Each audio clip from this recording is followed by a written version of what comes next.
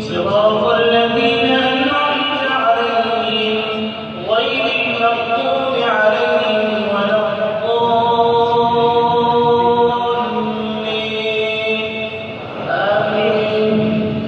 ونبئهم عن ضيف إبراهيم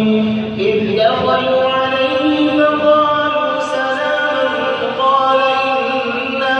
منكم وجلون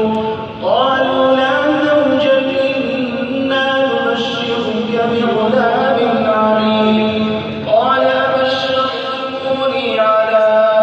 أن مسني الكبر فبم تبشرون قالوا بشرناك بالحق فلا تكن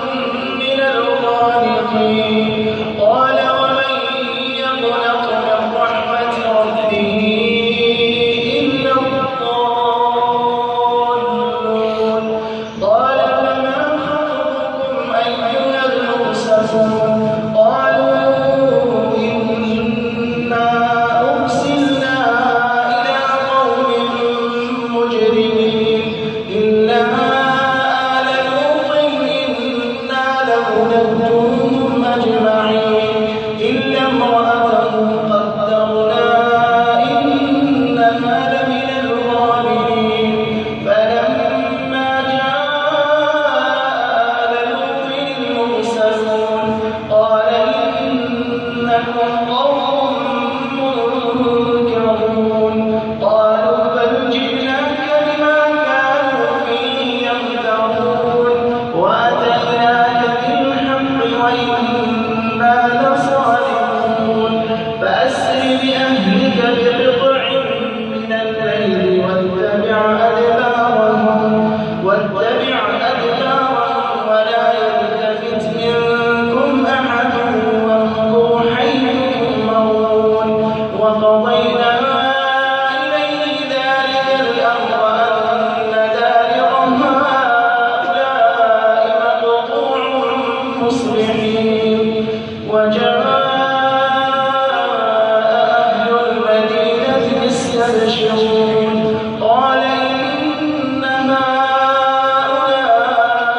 ضيفي فلا تفرحون واتقوا الله ولا تخزون قالوا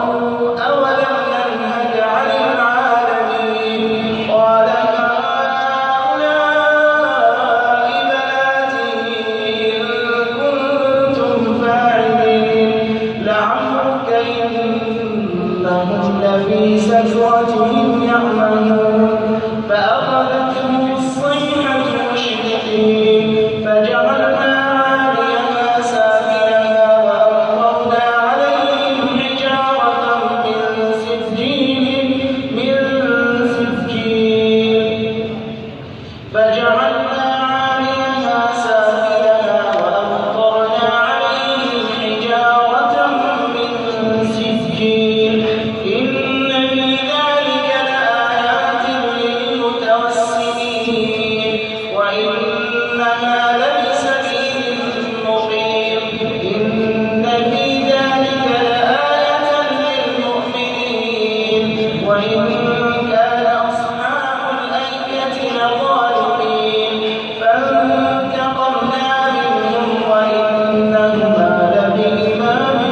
مبين ولقد كذب أصحاب الحجر المرسلين وآتيناهم آياتنا فكانوا عنها معرضين الله